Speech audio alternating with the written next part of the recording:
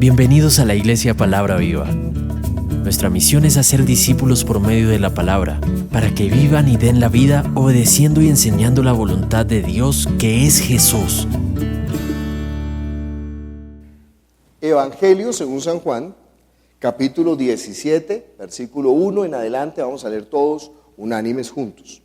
Estas cosas habló Jesús y levantando los ojos al cielo dijo: Padre, la hora ha llegado. Glorifica a tu Hijo para que también tu Hijo te glorifique a ti. Como le has dado potestad sobre toda carne, para que dé vida eterna a todos los que le diste. Y esta es la vida eterna, que te conozcan a ti, el único Dios verdadero, y a Jesucristo, a quien has enviado. Yo te he glorificado en la tierra. He acabado la obra que me diste que hiciese. Ahora pues, Padre, glorifícame tú al lado tuyo con aquella gloria que tuve contigo antes que el mundo fuese. He manifestado tu nombre a los hombres que del mundo me diste. Tuyos eran y me los diste y han guardado tu palabra. Ahora han conocido que todas las cosas que me has dado proceden de ti. Porque las palabras que me diste les he dado y ellos las recibieron y han conocido verdaderamente que salí de ti y han creído que tú me enviaste. Yo ruego por ellos. No ruego por el mundo, sino por los que me diste, porque tuyos son. Y todo lo mío es tuyo, y lo tuyo mío, y he sido glorificado en ellos. Y ya no estoy en el mundo, mas estos están en el mundo, y yo voy a ti. Padre Santo, a los que me has dado, guárdanos en tu nombre, para que sean uno, así como nosotros. Cuando estaba con ellos en el mundo, yo los guardaba en tu nombre. A los que me diste, yo los guardé. Y ninguno de ellos se perdió, sino el hijo de perdición, para que se cumpliese la escritura. Pero ahora voy a ti, y hablo esto en el mundo, para que tengan mi gozo cumplido en sí mismos. Y yo les he dado tu palabra, y el mundo los aborreció, porque no son del mundo, como tampoco yo soy del mundo. No ruego que los quites del mundo, sino que los guardes del mal. No son del mundo, como tampoco yo soy del mundo. Santifícalos en tu verdad. Tu palabra es verdad. Como tú me enviaste al mundo, así yo los he enviado al mundo. Y por ellos yo me santifico a mí mismo, para que también ellos sean santificados en la verdad. Mas no ruego solamente por estos, sino también por los que han de creer en mí por la palabra de ellos. Para que todos sean uno, como tú, oh Padre, en mí, y yo en ti, que también ellos sean uno en nosotros, para que el mundo crea que tú me enviaste. La gloria que me diste, yo les he dado, para que sean uno, así como nosotros somos uno. Yo en ellos y tú en mí, para que sean perfectos en unidad, para que el mundo conozca que tú me enviaste, y que los has amado a ellos, como también a mí me has amado. Padre, aquellos que me has dado, quiero que donde yo estoy, también ellos estén conmigo, para que vean mi gloria que me has dado, porque me has amado desde antes de la fundación del mundo. Padre justo, el mundo no te ha conocido, pero yo te he conocido, y estos han conocido que tú me enviaste. Y les he dado a conocer tu nombre, y lo daré a conocer aún, para que el amor con que me has amado esté en ellos, y yo en ellos. Vamos a orar, pidiendo a Dios que obre con su palabra sobre nuestro espíritu. Que la palabra cumpla el propósito para el cual el Señor la envió. Cuando la palabra cumple ese propósito en nuestra vida, entonces nosotros somos santos, somos santificados en la palabra, porque la palabra cumple ese propósito en nosotros. ¿Cuál es ese propósito?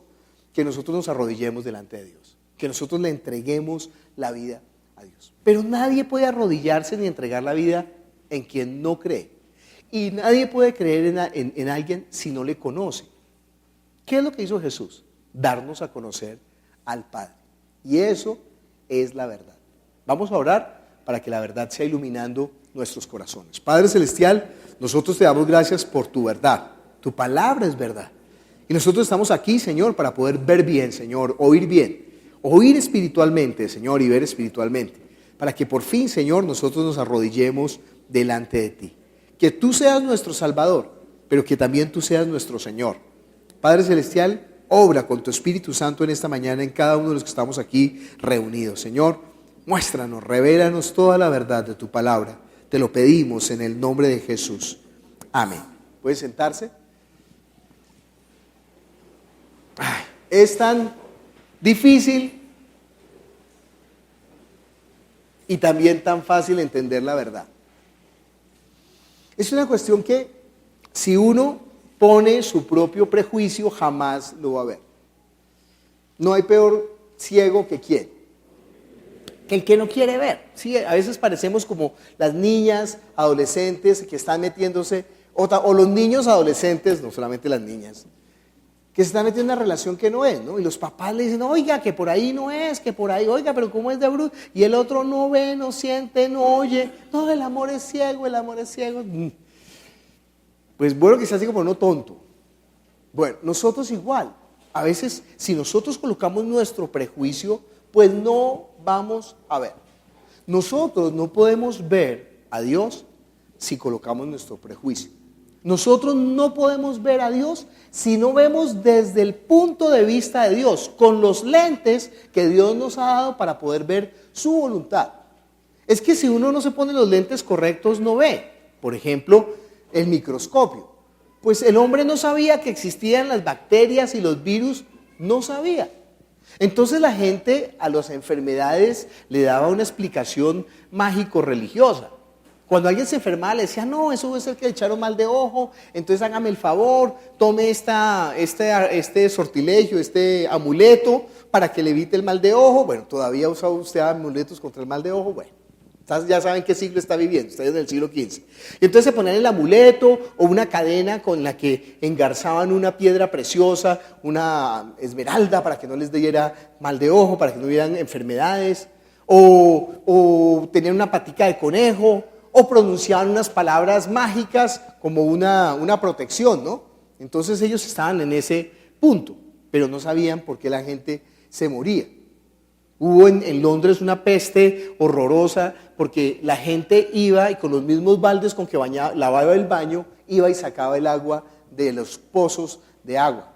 Y entonces esos pozos de agua se convirtieron en una fuente pues de enfermedad y toda la gente moría y no sabía qué estaba pasando hasta que alguien dijo, mire, lo que pasa es que nosotros no vemos unos animalitos microscópicos no se utilizaba todavía, unos animalitos pequeñísimos que no vemos y ellos no son los que nos enferman. Y la gente, ay no, usted está loco, y dijo, hagamos una prueba, pongamos una bomba en lugar del pozo, una bomba y saquemos el agua con bomba y que la gente tenga unas medidas y que la gente se bañe las manos y paró la peste. ¿Por qué? Porque estaba siendo producida por algo que no se veía. Entonces igual sucede con la palabra de Dios. Si yo no veo correctamente, pues no sé diferenciar. Sí, yo uso gafas, pero sin gafas, en primer lugar pongo los ojos viscos y no veo. Bueno, aquí cerca pues ya sé que está Miriam porque la saludé, y aquí está Maite porque la saludé con su mamá. Pero ya en la parte de atrás hay alguien de azul, no sé quién es. Ah, no, esa es la guitarra. No, al lado. Sí, ahí está una persona de azul. Y entonces, no, de verdad, no alcanzo a ver nada, su cara, ni sus ojos. Se está poniendo rojo ahora sí, porque le estoy viendo que se está poniendo rojo. Ah, allá está, ¿sí? Claro que sí. Hasta que no puedo ver claramente, no puedo distinguir. Mucha gente está pensando que la Biblia puede tomarla como quiera y ya, y ahí está entendiendo. Pero como no están viendo con la verdad, como no están entendiendo, entonces comienzan a hablar cada uno su propio punto de vista. Por ejemplo, es que cuando uno lee la Biblia no es como los otros libros de religión. Los otros libros de religión empiezan a enseñar como sistemáticamente cómo creer. Y empiezan a enseñar parte por parte, y entonces uno entiende, y una filosofía, y unas doctrinas, pero la Biblia no es así.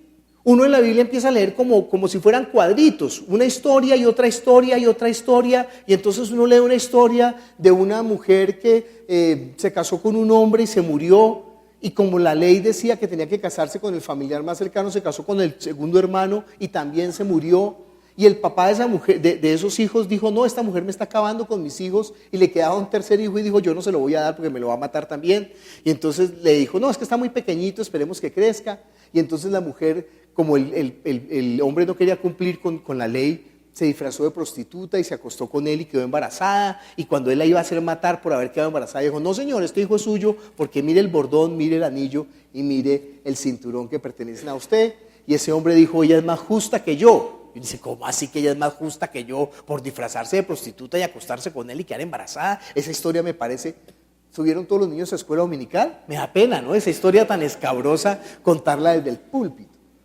Entonces, si una persona no conoce la verdad, usará esa porción de la Escritura para hablar, por ejemplo, tenga mucho cuidado con quién se va a casar sus hijos. Búsquenle un buen marido, una buena esposa a sus hijos, porque miren, pueden resultar matándole a los hijos. Y mire, usted puede resultar en problemas. Y fuera de eso, cuidado con juntarse con las prostitutas, porque mire lo que le pasó a Judá, que resultó embarazando a la propia nuera. Unas cosas, resulta predicando unas cosas horrorosas desde el púlpito que no tienen que ver nada con la Biblia. Pues sí son sacadas de la Biblia, pero han sido descontextualizadas. Y no es tan sencillo leer la Biblia porque está llena de esos pasajes así. Y si uno no conoce la verdad, no puede ver, no puede leer, no puede entender. A uno le parece raro, le parece un libro extraño. Pero nosotros ya tenemos la revelación de la verdad. Ya tenemos quién es el que nos ha dicho la verdad. Mire conmigo Juan capítulo 14, versículo 6. ¿Usted no ha visto cómo era antes? Cuando una mujer quedaba embarazada, ¿cómo averiguaban el sexo de los hijos? Porque no se sabía, no tenía uno ni la más mínima idea. Entonces llegaba una vecina de esas medio místicas y decía, mire, agarre un huevo y bótelo en un vaso de agua, y si la llama flota es niño, y si se va para el fondo es niña. Coja una aguja y se la pone sobre la mano, y si la aguja se mueve para los lados es niño, y si se mueve en círculo es niña. Peor aún, ¿no? Llegaban y le cogían la barriga a la mamá y a mí el Señor me está mostrando que es niño. Yo nunca me equivoco, a mí me reveló que es niño. Y las mamás hacían caso y compraban toda la ropa azul y nacía niña y, bueno, medio rollo, ¿no? ¿Por qué? Porque no existían los medios. No, hoy en día, con la ciencia, pues eso hacen fotografías tridimensionales de los bebés, ¿no? Ay, mire, no ha nacido el bebé y dice, mire, tiene la misma boca de la abuelita. Mire la manito, todo, sale todo. ¿Por qué? Porque ya tenemos aparatos que nos permiten ver más allá. Con la enfermedad es igual. Antes la gente, ¿dónde está? ¿Qué siente? ¿Le duele? ¿Le duele? ¿Le duele? Sí, ¿qué tengo? Dolor, pero no sabemos qué es. Pero hoy en día le hacen tragar a uno un cable y uno ahí sentado y al lado de la cámara ahí, y uno por dentro viendo así. Yo no sabía que era tan feo por dentro, ¿no? Y ahí con el cable, y el médico le dice, usted puede ver aquí, mire, es que tiene un tubo. Pero usted, ¿qué fue lo que se comió? Un cable. Ahora podemos ver exactamente por dentro. En la Biblia puede suceder eso. Si nosotros tenemos la verdad, veremos, entenderemos. Si no tenemos la verdad, no podemos ver, aunque la leamos muchas veces, aunque la escudriñemos muchas veces, necesitamos de la verdad. Ahí en Juan capítulo 14, versículo 6 dice, Jesús les dijo, yo soy el camino y la verdad y la vida. Nadie viene al Padre sino por mí. No hay otra forma. A mí este versículo me pegó tan duro en mi vida de fe, porque yo tengo un pensamiento amplio y democrático, tendiente hacia antes ya no soy tendiente a la izquierda, tendiente como a la pluralidad y a la justicia social, y yo, me indigna y entonces yo quiero que todos los hombres sean iguales, y los derechos humanos, y la marsellesa, todo el cuento. Pero este versículo es completamente excluyente. Este versículo deja a todo el mundo por fuera, porque Jesús dice, yo soy el camino, la verdad y la vida, y nadie viene al Padre sino por mí. Inmediatamente la pregunta, ¿y los musulmanes? ¿Y los pingüinos? ¿Y los de Alaska? ¿Y los indígenas? Y eso es demasiado cerrado, porque Jesús debe haber dicho, mire, los que tengan un buen corazón van al Padre. No dice eso. Mire, los que tengan buena intención, los lindos, los que sean buena gente, los que sean caritativos. No. Es más, a los caritativos y a los buena gente les dijo Jesús, ¿saben qué? Los ladrones y las prostitutas van delante de ustedes al reino de los cielos. ¿Usted entiende que eso es un shock? Eso es no, pero ¿cómo así? Eso es injusto. ¿Por qué? Porque no entiende, Cuando un niño no entiende, él hace caso solamente. Pero cuando empieza a crecer, a ser adolescente y sigue sin entender, entonces empieza a fregar. No, pero a mí no me parece, pero yo no. El mamá le dice, bueno, ya, porque sí. Pero ya después cuando ya crece, entonces, ay mamá, usted tiene la razón. Yo no debía de comer tantos chocolates ni de bailar reggaetón. Ay, ya sabe. Ya sabe. Porque entendió. Bueno, nosotros en la vida de fe tenemos que entender. Y tenemos que entender por qué Jesús dice de esta manera tan absoluta: yo soy el camino, la verdad y la vida. Nadie viene al Padre sino por mí. ¿Por qué? ¿Qué necesita uno para poder conocer? Lo leímos en Juan capítulo 17. Esta es la vida eterna, que te conozcan a ti, el único Dios verdadero, y a Jesucristo, a quien has enviado. Y eso es lo que vamos a aprender hoy acerca de Dios, que a Dios nadie lo ha visto nunca. 1 Timoteo capítulo 6, versículo 16 dice: el único que tiene inmortalidad, que habita en luz inaccesible, a quien ninguno de los hombres ha visto ni puede ver, al cual sea la honra y el imperio sempiterno. Amén. Está hablando Pablo y diciendo que a Dios nadie lo puede ver. ¿Qué dijo el Señor Jesús? Mire conmigo Juan capítulo 5, versículo 37. También el Padre que me envió ha dado testimonio de mí. Nunca habéis oído su voz, ni habéis visto su aspecto, ni tenéis su palabra morando en vosotros, porque a quien él envió, vosotros no creéis. Dice Jesús: nunca habéis oído su voz, ni habéis visto su aspecto. Pregunta: si nadie ha escuchado la voz del Padre y nadie ha visto al Padre, ¿cómo hizo el Padre para dar testimonio acerca de Jesús? Porque se supone que el testimonio es lo que yo hablo acerca de una persona. Y Jesús está diciendo que el Padre dio testimonio de él. ¿Cómo hizo el Padre para dar testimonio acerca de Jesús? Miremos Hebreos capítulo 1.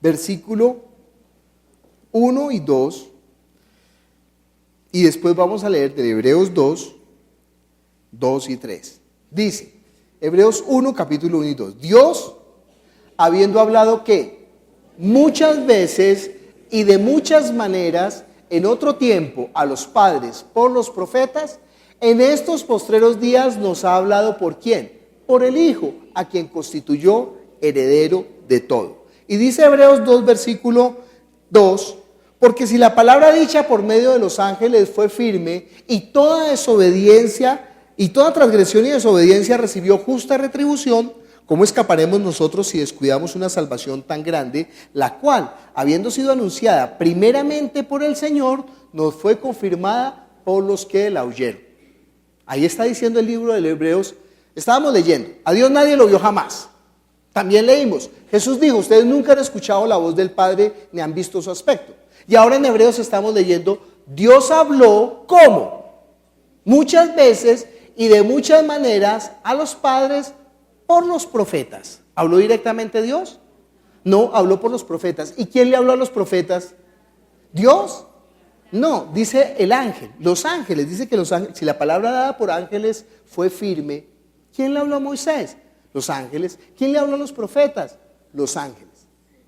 Pero el Padre directamente no había hablado antes. ¿Cómo nos habló directamente el Padre? Cuando nos habló por medio del Hijo. Entonces el Hijo es el que trae la palabra directa del Padre. ¿Cuándo vimos nosotros a Dios? ¿Cuando vimos al ángel? No, porque el ángel es un mensajero. Cuando vimos al Hijo, Jesús dijo, el que me ha visto a mí, ha visto al Padre. El que me recibe a mí, recibe al Padre. El que recibe mi palabra, recibe la palabra del Padre, porque yo soy el que vengo directamente de Dios. Mire conmigo Juan capítulo 1, versículo 17 y 18.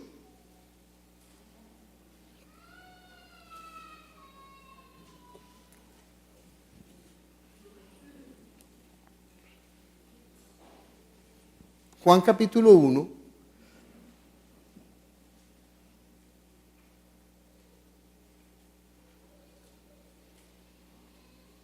dice, pues la ley por medio de Moisés fue dada, pero la gracia y la verdad vinieron por medio de Jesucristo.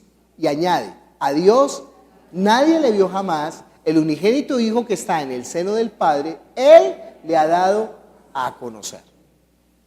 ¿Qué trajo Moisés? La ley. ¿Quién trajo la gracia y la verdad? Jesucristo. ¿Quién le habló entonces a Moisés? Hechos capítulo 7.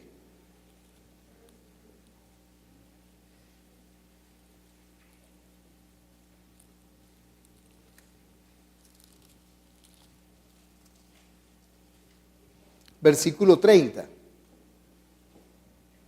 Dice, pasados 40 años, un ángel se le apareció en el desierto del monte Sinaí en la llama de fuego de una zarza. Versículo 35. A este Moisés, a quien habían rechazado diciendo, ¿quién te ha puesto por gobernante y juez? A este lo envió Dios como gobernante y libertador por mano del ángel que se le apareció en la zarza. Versículo 38.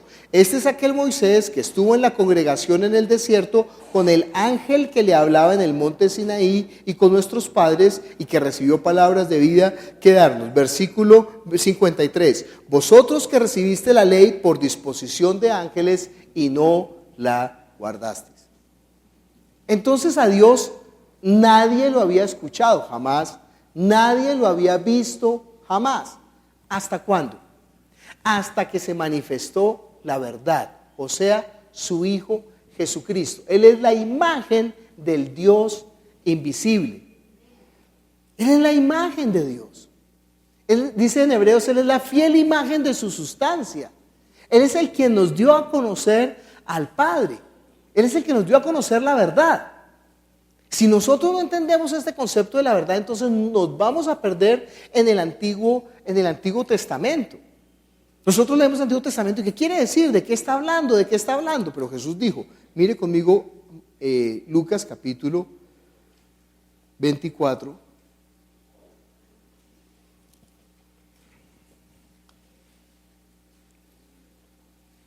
Versículo 44 y 45. Ya saben, ¿no? En el Nuevo Testamento, cuando se habla de las Escrituras, no está hablando de toda la Biblia, está hablando del Antiguo Testamento porque aún no se ha escrito el Nuevo Testamento, se está escribiendo el Nuevo Testamento. Dice en Lucas capítulo 24,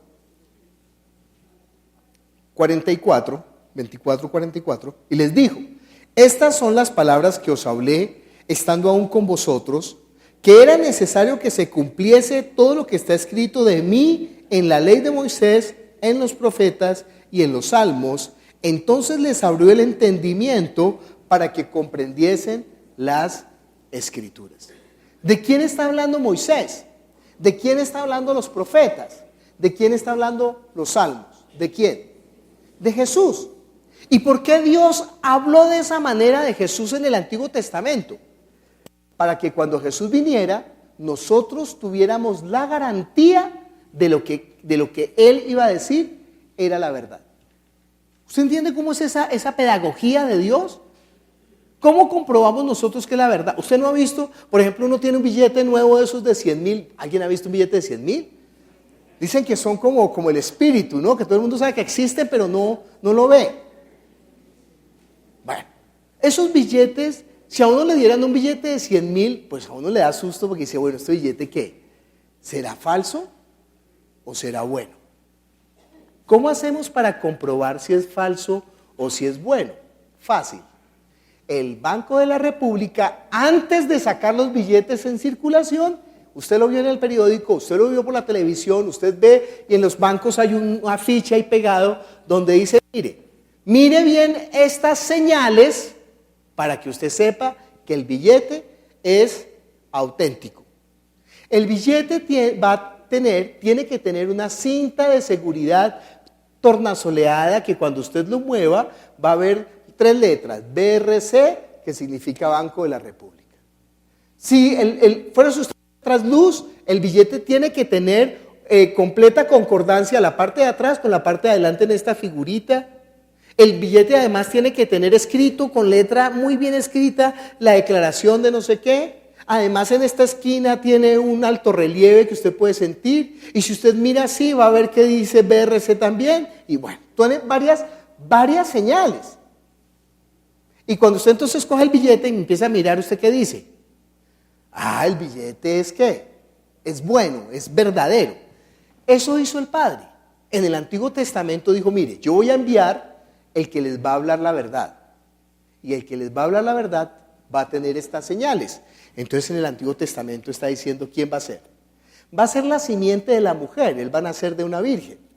Él no va a ser concebido como el resto de los seres humanos. Además va a venir por la casa de Abraham. Además va a venir por la casa de Jacob. Además va a venir por la tribu de Judá. Además va a venir de la casa de Isaí. Además va a venir de la casa de David. Además va a venir de la casa de Salomón. Él va a nacer en Belén de Judá. Y va a nacer pobre. Pero cuando crezca lo van a matar. Y cuando lo maten lo van a atravesar. Pero no van a quebrar sus huesos. Van a pagar 30 monedas de plata por él. Lo van a clavar con una lanza. Va a morir en una cruz. Lo van a enterrar en la tumba de un rico, pero al tercer día va a resucitar. Y mucha gente lo va a seguir. Bueno, le estoy diciendo apenas como 20 de las profecías, de las 23,000 profecías que existían para ver si el Mesías era el Mesías. Entonces, viendo el Antiguo Testamento, nosotros, espere un momento, no, si eso no es, si eso no es, si eso no es. Muestra, tiene la señal, si tiene esta otra señal. Imagínese, el Banco de la República coloca como 10 señales en el billete, pues Jesús tiene 23,000 señales. Todo el Antiguo Testamento estaba hablando de él. Hay, por ejemplo, un suceso, ¿no? La gente en Israel empezó a murmurar contra Dios y empezaron a picarlos las serpientes y empezaron a morir.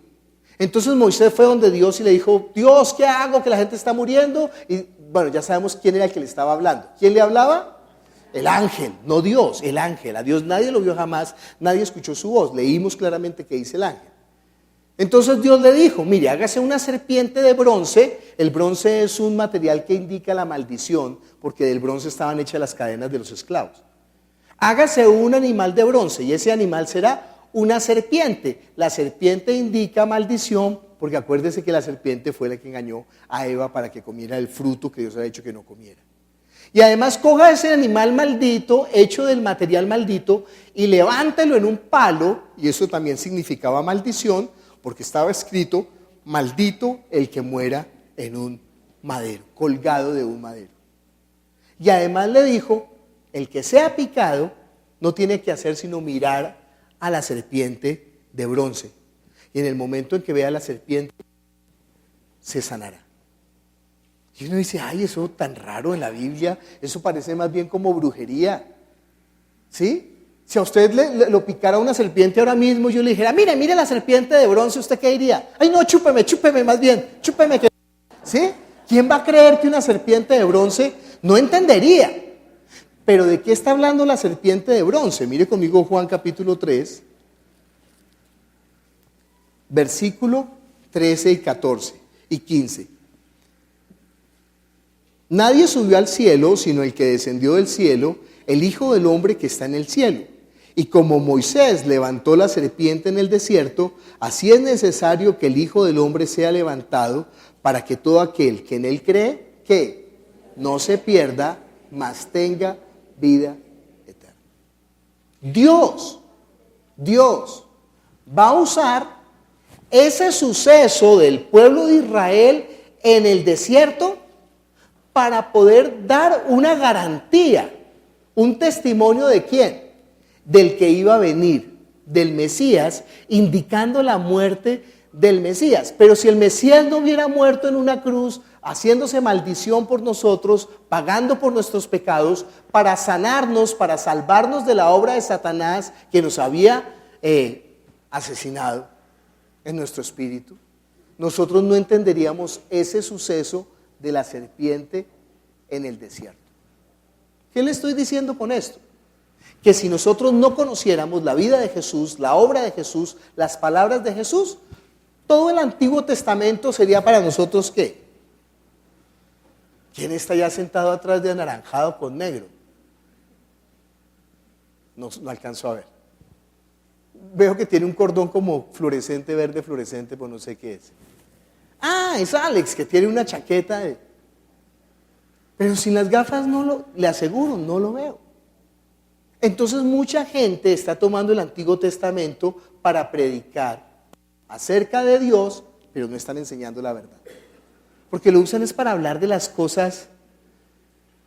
Mire, tenga cuidado con los ídolos, porque fíjese que esa gente resultó adorando a la serpiente, y entonces la serpiente... Eso no está hecho para hablar contra los ídolos. Está hecho es para decir que el Hijo del Hombre iba a hacerse maldición por nosotros. Entonces nosotros tenemos que por eso entender cómo es la verdad, para poder entender cuál es la voluntad de Dios, qué es lo que Dios quiere con nosotros. Mire conmigo Juan capítulo 6, versículo 40.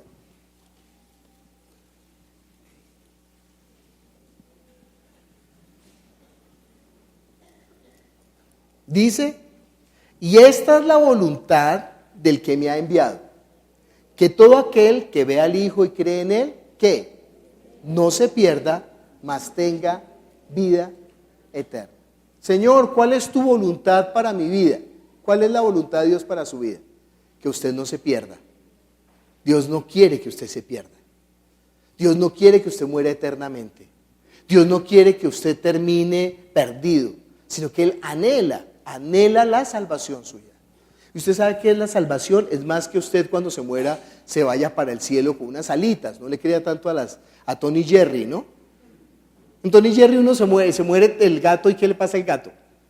Con alitas se va para el cielo tocando una arpa, ¿no? En primer lugar, los gatos no van a ir al cielo, los gatos tienen nada, no le crean nada a Tony Jerry.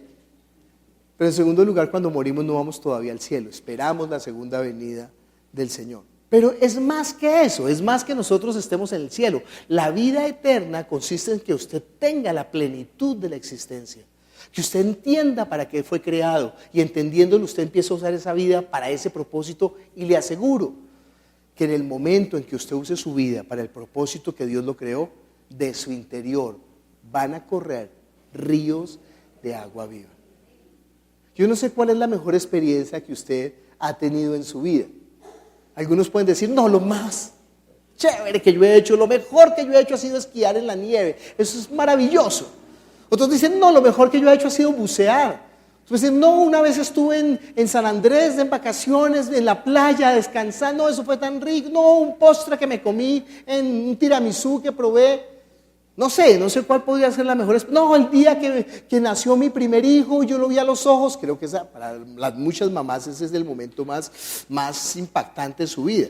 Ay, no, el día que conocí a mi corazoncito, ese día fue tan lindo, el día que nos casamos, bueno, no sé cuál sea. El día que logré mi primera empresa, el día que compré la casa, el día que logré pagar esa deuda, bueno, no sé.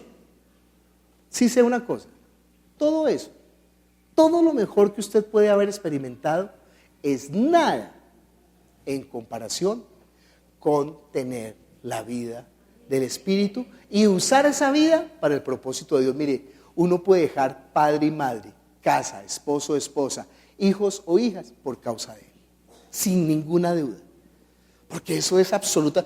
¿No tiene eso? ¿Entiende qué es lo que le pasa? Que de pronto no ha nacido de nuevo, o aunque nació de nuevo, usted volvió y apagó esos pozos de aguas vivas, los cegó. Pero yo le aseguro, si una persona está experimentando la vida de fe, de su interior están corriendo los ríos de agua. ¿Entiende lo que se está perdiendo si usted no está viviendo eso? Es que es la experiencia en que uno cambia la vida. Eso cambia la vida. Eso es antes de Cristo y después de Cristo. Uno no puede decir, mire, ¿sabe que yo estaba muerto y ahora vivo? Ay, ¿qué? Usted siempre ha estado con nosotros. Pues sí huele un poquito mal, pero no estaba muerto. ¿Sí? pero no entienden, que uno dice, no, mire, yo no tenía vida en mi espíritu, no tenía, y entonces la persona que está muerta le dice, ay, tan raro usted, tan raro, ¿por qué habla de esa manera? Que sí, que no hay mayor gozo, que no hay, ay, es más bonito, más rico que un beso, enamorado, sí, ay, yo no le creo, béseme, a ver, béseme, está buscando es otra cosa. Bueno, es la mejor experiencia. Es la plenitud de la existencia. No alcanzaremos nada, en este mundo no alcanzaremos nada más alto. Eso es poder ver la verdad. Eso es poder experimentar. Pero fíjense, esto es difícil porque la Biblia no está elaborada como un manual. Sí, cuando uno compra un celular, dice, primero, póngale la SIM. Espíchele este huequito, saque y póngala, insértele la SIM, actívelo, espere 5 minutos, ahora haga no sé qué, y entonces uno empieza a desarrollar los pasos de ya. La Biblia no es así, la Biblia no es una serie de pasos, no es como un manual, sino que la Biblia empieza a contar diferentes episodios de una sierva que fue aborrecida por su ama, salió corriendo con su hijo y tuvo un encuentro con Dios en un pozo. De un hombre que le había robado a su hermano la primogenitura y camino de regreso a casa se encontró con Dios y tuvo ahí esa experiencia. De un hombre que era el menor en la casa y entonces lo tenían en el patio de atrás y de pronto él se para luchar de parte de Dios y tiene un encuentro con Dios. De un hombre que había dejado todo, estaba siendo hijo del faraón y de pronto Dios lo llamó y ahora tiene un encuentro con Dios. Y si leemos el Nuevo Testamento, veremos de un cojo que de nacimiento estaba junto a un estanque y tuvo un encuentro con Jesús. Y de un ciego que estaba a la vera del camino y tuvo un encuentro con Jesús. De 10 leprosos que se encontraron con Jesús. De una mujer prostituta que tuvo un encuentro con Jesús. De un ciego de nacimiento que tuvo un encuentro con Jesús. De un hombre muy religioso y bueno que vino de noche a casa de Jesús en secreto y tuvo un encuentro. De un publicano que era un ladrón y tuvo un encuentro con Jesús. Eso se llaman ¿qué? Testimonios. Y esa es la forma como a Dios le plació que el hombre lo conociera. No por las doctrinas, no por las filosofías, no por un desarrollo intelectual, apologético de la verdad, no, sino por el testimonio. ¿Usted por qué está aquí? Alguien le habló la palabra de Dios. ¿Alguien le dio qué? Testimonio de la verdad. No fue que le elaboró un discurso política, intelectual y filosóficamente correcto. No. Sino que le dijo, mire, usted necesita de Jesús, mire, yo estaba en esta situación, o todavía estoy en esta situación, pero ¿sabe qué? Mire, yo vi, Jesús obró, y entonces estamos en esto, y estamos en lo otro, y entonces la persona recibe ¿qué? El testimonio, porque a Dios le plació así, salvar al mundo, dice la Biblia, por la locura de la predicación. ¿Alguien le habló? Claro, hay gente que está diciendo que no, que nadie le habló. ¿Usted sabe cómo han nacido la mayoría de las sectas religiosas? Una persona dice, ¿sabe qué? A mí nadie me habló. Yo estaba y entonces se iluminó el cuarto y se apareció el ángel Moroni y el ángel Moroni me dio unas gafas mágicas y yo con las gafas mágicas encontré un libro que habían escrito y empecé a leer y ese es el libro de Mormón. No, a mí se me apareció fue el arcángel Gabriel y el arcángel Gabriel me dijo que yo era el último de los profetas y entonces me dio las revelaciones de la sura del Corán y yo escribí el Corán y entonces...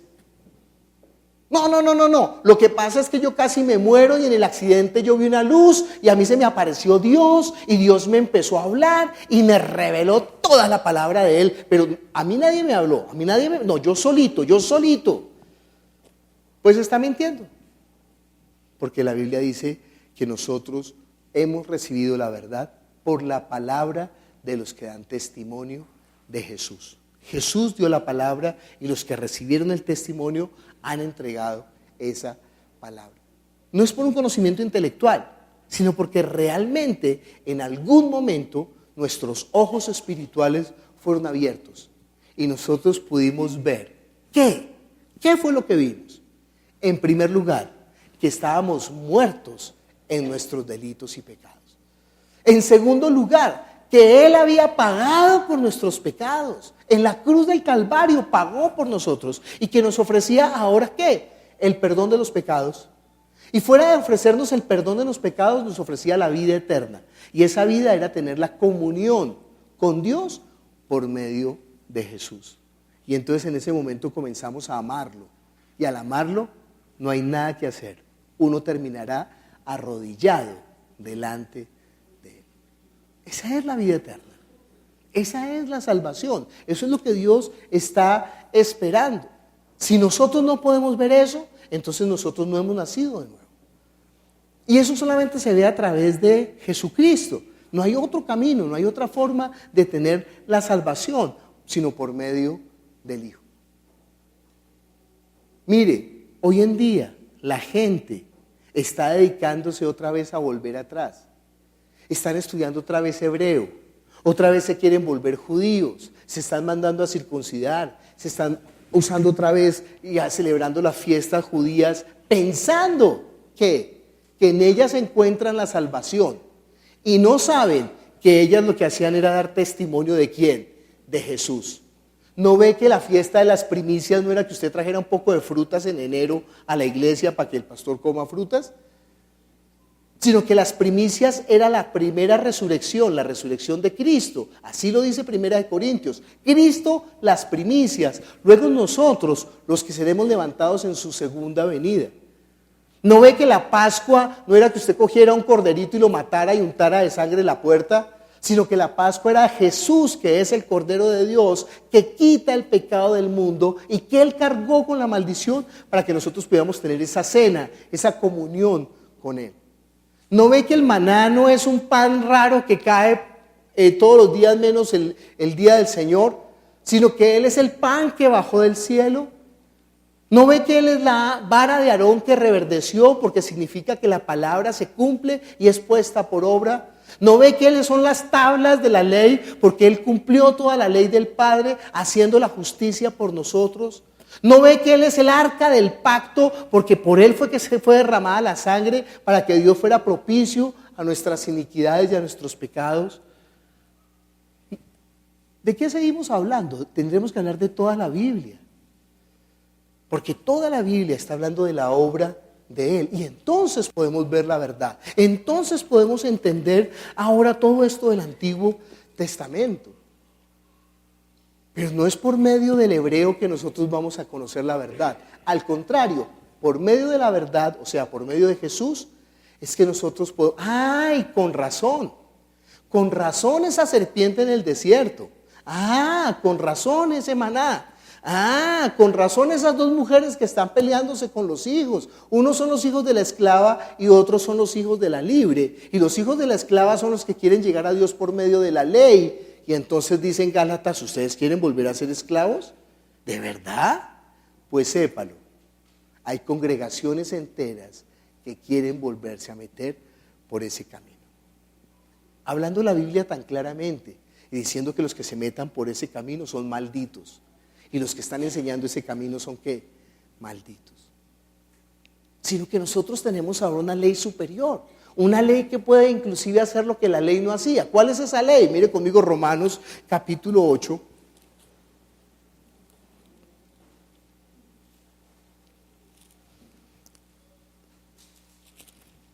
Versículo 2 hasta el 4.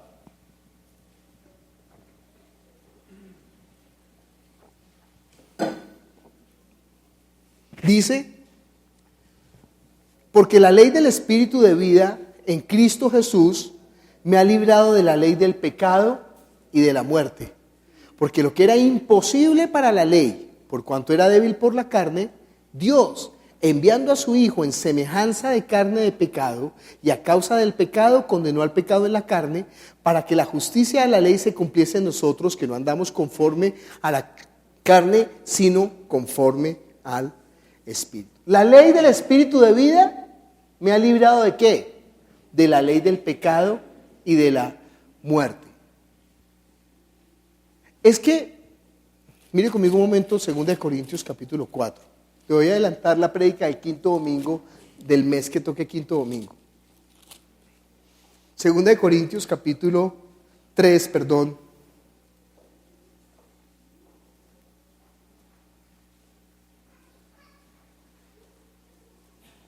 No que seamos competentes por nosotros mismos, versículo 5. No que seamos competentes por nosotros mismos para pensar algo como de nosotros mismos, sino que nuestra competencia proviene de Dios, el cual asimismo nos hizo ministros competentes de un nuevo pacto, no de la letra, sino del Espíritu, porque la letra ¿qué? Mata, mas el Espíritu vivifica. Mire conmigo, Primera de Corintios, capítulo 15, versículo 3. Porque primeramente os he enseñado lo que asimismo recibí, que Cristo murió por nuestros pecados, conforme a las Escrituras, y que fue sepultado y que resucitó al tercer día, ¿qué? Conforme a las Escrituras. Ahí está el Evangelio. Ahí está todo el Evangelio. Está la primera parte del Evangelio que simboliza la copa. ¿Qué significa la copa? La copa es la sangre que fue derramada por nuestros pecados. La copa es salvación. Entonces por eso dice ahí, primeramente os he recibido lo que asimismo recibí, que Cristo murió por nuestros pecados conforme a las Escrituras. ¿Usted cree que Jesús murió por nuestros pecados? Si usted cree que Jesús murió por nuestros pecados, quiere decir que ahora ninguna condenación es sobre usted. Porque usted sabe que los pecados fueron perdonados por la obra de Jesús en la cruz. Pero ojo, ahí no termina el Evangelio. Sino que después dice, y que fue sepultado y que resucitó conforme a las Escrituras. ¿Usted cree que Jesús resucitó? No estoy muy seguro. ¿Por qué? ¿Qué significa que Jesús resucitó? Mire, yo entiendo que la mayoría de la gente no tiene problemas de creer que Jesús pagó por sus pecados y dice, tan bueno Dios que me libró de la muerte. Pero ¿qué significa creer que Jesús resucitó? Mire conmigo Romanos capítulo 6. ¿Qué significa creer que Jesús resucitó? Dice el versículo 3 de Romanos 6, ¿o no sabéis que todos los que hemos sido bautizados en Cristo Jesús, hemos sido bautizados en su muerte? Bueno, usted de pronto dice, sí, ya, Jesús murió por mis pecados. Porque somos sepultados juntamente con Él para muerte por el bautismo, a fin de que como Cristo resucitó de los muertos por la gloria del Padre, así también nosotros, ¿qué? Andemos en vida nueva. Le pregunto, ¿usted está andando en vida nueva? ¿Entiende la diferencia entre la salvación y la vida eterna? Es salvación y vida eterna. Es que nosotros creemos que Jesús pagó por nuestros pecados. Perfecto, derramó la sangre, gloria a Dios. Y eso es importante, no hay otro camino, no hay una forma de entrar ahora en la vida eterna si no es por esa puerta que está marcada con la sangre del Cordero. Perfecto, perfecto, Él pagó por mis pecados. ¿Para qué? ¿Para qué pagó por sus pecados? Para que usted ande ahora en qué? En una vida nueva, en una vida diferente. Para que usted comience a usar esa vida para empezar a servir para el propósito de Dios. Si su vida no está sirviendo para el propósito de Dios, entiéndalo, usted se está quedando en la puerta. Sí, ya recibió la salvación, pero se está quedando en la puerta. Y eso no es lo que quiere Dios. ¿Qué quiere Dios? Por eso dice que su carne fue abierta como el velo, para que nosotros ahora no nos quedemos en la puerta, sino que entremos confiadamente hasta el trono de la gracia. Por eso la Santa Cena tiene dos partes. La Santa Cena tiene la copa, que significa ¿qué? La salvación, el perdón de los pecados. Y la Santa Cena tiene el pan, que significa ¿qué? La vida eterna, hacer su voluntad. Son dos partes. No vive el Evangelio a medias. Me salvó, bien. Ese es el principio. ¿Pero para qué? Para que nosotros andemos ahora ¿qué? En vida nueva. Vamos a celebrar la cena dándole gracias en primer lugar. ¿Por qué? Porque Él nos dio la revelación de la verdad. O sea, pudimos entender que Dios quería salvarnos, que Dios iba a dar. ¿Sabe cuánto vale usted para Dios? La sangre de su Hijo. Ese es el valor que Dios puso por usted. Ese es el precio que Él pagó por usted. ¿Pero para qué pagó ese precio? No fue para que usted quedara por allá guardado en un armario. sino para usar esa vida preciosa, única, para el propósito eterno de Él. Entonces oremos para las dos cosas. En primer lugar, dando gracias por la salvación, pero oremos también pidiéndole: Señor, que mi vida sea usada para el propósito eterno. Oremos. Padre Celestial, nosotros te damos gracias por tu palabra, que es la verdad. Tu palabra es verdad y estamos reunidos en tu nombre, Señor, anhelando todas las cosas que provienen de ti. Señor, nosotros hemos entendido a través de la verdad, a través de la revelación de tu Hijo Jesucristo, que tú derramaste la sangre para pagar por nuestros pecados, para quitar la maldición que nos había separado, Señor, eternamente. Pero también que tu cuerpo fue entregado, abierto, Señor, como el pan que se abre, Señor, para que nosotros tuviéramos entrada al Padre, al trono de la gracia, para que nosotros usemos esta vida para el propósito eterno, para que nosotros hagamos tu voluntad. No solamente que recibamos tu voluntad con la salvación, sino que hagamos tu voluntad con la vida eterna, usando esta vida para que otros vengan a conocerte. Padre Celestial, tú sabes, tú conoces nuestra debilidad, nuestras limitaciones, pero tú eres el que nos hace ministros competentes de un nuevo pacto para que andemos en vida nueva. Gracias te damos en el nombre de Jesús. Amén.